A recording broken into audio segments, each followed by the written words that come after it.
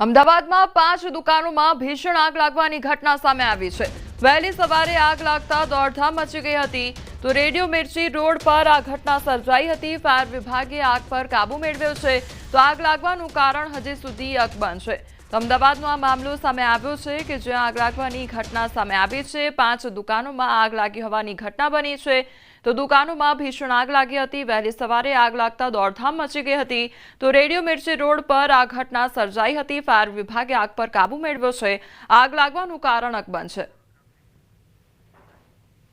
વડોદરામાં ગેસ પાઇપલાઇનમાં આગની ઘટના સામે આવી છે। ગેસ લાઇનમાં આગ લાગતા દોડધામ મચી ગઈ હતી અને ફાયર બ્રિગેડે આગ પર કાબુ મેળવ્યો છે। તો આગ કાબુમાં આવતા મોટી દુર્ઘટના ટળી હતી। ઘટનામાં કોઈ જાનહાનિ સર્જાઈ નથી। તો પાઇપલાઇનમાંથી ગેસ લીકેજના કારણે આગ લાગ્યાનું અનુમાન લગાવવામાં આવી રહ્યું છે।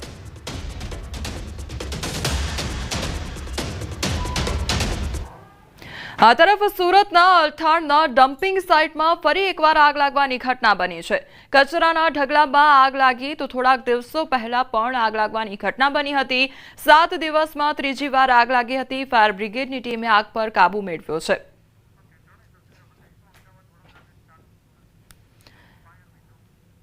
તો એક તરફ દિવાળીનો તહેવાર ચાલી રહ્યો છે અને બીજી તરફ આગ લાગવાની ઘટનાઓ સામે આવી રહી છે। આગ લાગવાનો જે સિલસિલો છે તે યથાવત જોવા મળી રહ્યો છે। એક તરફ અમદાવાદની તસવીર, એક તરફ વડોદરા અને એક તરફ સુરતની એ ઘટના કે જ્યાં આગ લાગવાની ઘટના બની છે। અમદાવાદમાં 5 દુકાનમાં ભીષણ આગ લાગી હતી અને વહેલી સવારે આગ લાગતા અફરાતફરીનો માહોલ સર્જાઈ ગયો હતો।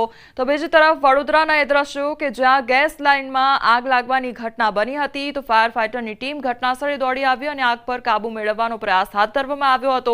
તો સુરતની એ તસવીર કે જ્યાં ડમ્પિંગ સાઇટ આવેલી હતી તેમાં આગ લાગવાની ઘટના બની છે।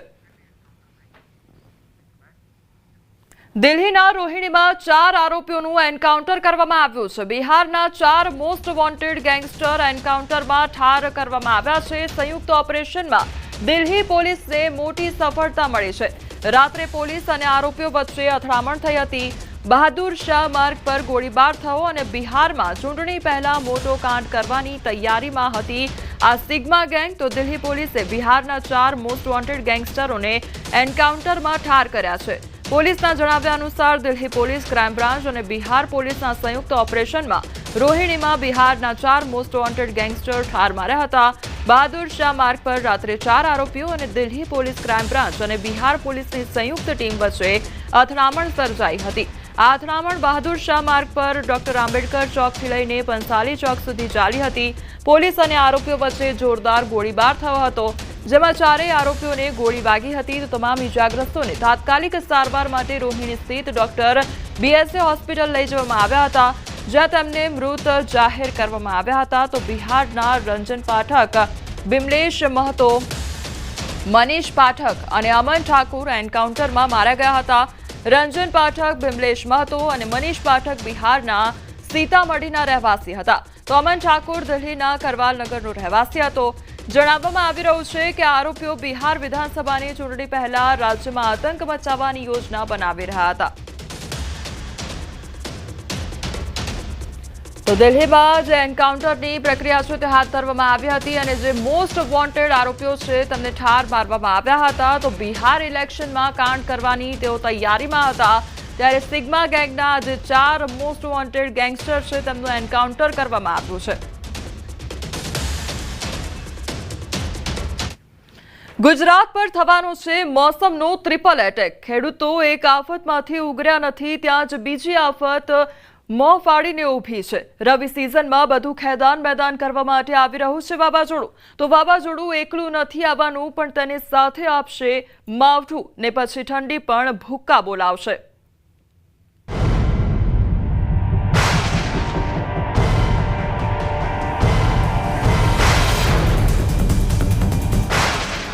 ગુજરાતીઓનું નવું વર્ષ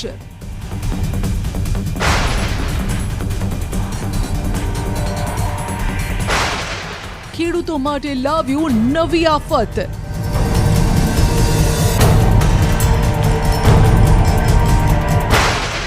અંબાલાલ પટેલે કરી નવા વર્ષની ડરામણી આગાહી। નવા વર્ષની શરૂઆતમાં પણ હજુ વાદળવાળું આવવાની શક્યતા રહેશે। દિવાળી બાદ બેસતા વર્ષની શરૂઆતમાં પણ વાદળવાયુ આવવાની શક્યતા રહેશે. ઉડી જશે છાપરા, તૂટી જશે કાચા મકાનો, કારણ કે 150 કિલોમીટરની ઝડપે ફૂંકાશે પવન. અરબ સાગરમાં જે હલચલ છે તે હલચલના કારણે લગભગ આ માસના અંત સુધીમાં એક ભારે સિસ્ટમ બનશે અને એક ચક્રવાતમાં તબદીલ થવાની શક્યતા રહેશે. વાવાઝોડું અને વરસાદ બગાડશે બાજી. બંગાળના ઉપસાગરનો ભેજ અને અરબ સાગરના ભેજના કારણે હમણાં લગભગ બેસતા વર્ષની શરૂઆત સુધીમાં પણ દક્ષિણ ગુજરાતના ભાગોમાં અને મધ્ય ગુજરાતના ભાગોમાં ક્યાંક વરસાદ થવાની શક્યતા રહેશે.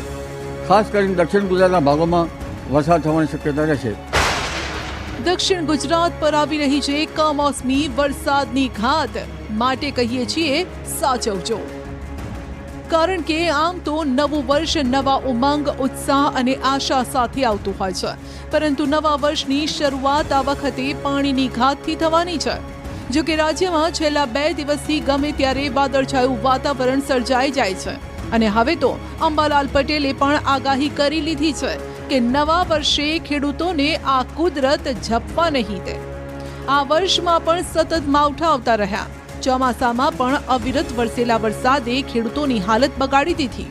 ખેતરોના ખેતરો પાણીમાં સમાઈ ગયા, ક્યાંક જમીનો ધોવાઈ ગઈ તો ક્યાંક આખી સિઝન ખેડૂતોની નષ્ટ ગઈ. ત્યારે ફરી એક વખત થતી વરસાદની આગાહીએ ખેડૂતોને ડરાવી દીધા છે. કારણ કે આ વખતે માત્ર વરસાદ જ નહીં થાય, પરંતુ વાવાઝોડું પણ આવશે જે વરસાદને ખેંચીને લાવશે. માટે કહીએ છે ઓક્ટોબરનો અંત રહેશે માવઠાવાળો. દક્ષિણ ગુજરાત અને સૌરાષ્ટ્ર વાસીઓ ખાસ સાચવજો. જો કે આ ચક્રવાત અતિ ભારે હોવાની શક્યતા નથી, પણ આ ચક્રવાતના અસરના લીધે ગુજરાતમાં વરસાદ થવાની શક્યતા રહેશે. લગભગ પશ્ચિમ સૌરાષ્ટ્રના ભાગો અને પશ્ચિમ ઉત્તર સૌરાષ્ટ્રના ભાગોમાં વરસાદ થવાની શક્યતા રહેશે. વલસાડ જિલ્લામાં વરસાદી માહોલ જોવા મળી રહ્યો છે. વરસાદી નવા વર્ષની મજા બગાડી દીધી છે તો વાપી સહિત સમગ્ર વલસાડ જિલ્લામાં નવા વર્ષની ધામપૂર્વક ઉજવણી થઈ રહી હતી. જો કે નવા વર્ષના દિવસે જ મેઘરાજાએ મજા બગાડી હતી. બપોર બાદ જિલ્લાના વાતાવરણમાં અચાનક પલટો આવ્યો હતો અને વાદળછાયા વાતાવરણ વચ્ચે જિલ્લામાં અનેક જગ્યાએ છૂટો છવાયો વરસાદ વરસ્યો હતો. સાંજના સમયે વલસાડ, ઉમરગામ અને ભીલાડ સહિતના વિસ્તારમાં વરસાદ વરસ્યો હતો તો લોકો નવા વર્ષની ઉજવણીમાં મસ્ત હતા. એ વખતે જ અચાનક ચોમાસા જેવો માહોલ સર્જાયો હતો. આથી લોકોનો તહેવારની મજા બગડી હતી અને હવામાન વિભાગે પણ જિલ્લામાં વરસાદની આગાહી કરી હતી.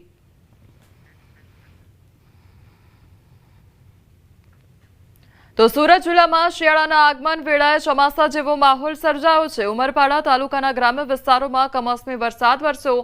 ઉમરપાડાના કેવડી, ઉમરગોટ, વાડી સહિતના વિસ્તારોમાં વરસાદ ખાબક્યો. કમોસમી વરસાદને લઈને ખેડૂતો ચિંતામાં મુકાયા તો હવામાન ખાતા દ્વારા હજુ પણ કમોસમી વરસાદ થશે તેવી આગાહી કરવામાં આવી છે.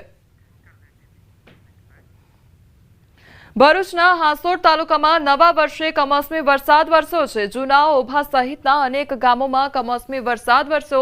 કમોસમી વરસાદ વરસતા ખેડૂતોને ભારે નુકસાન વેઠવું પડ્યું છે.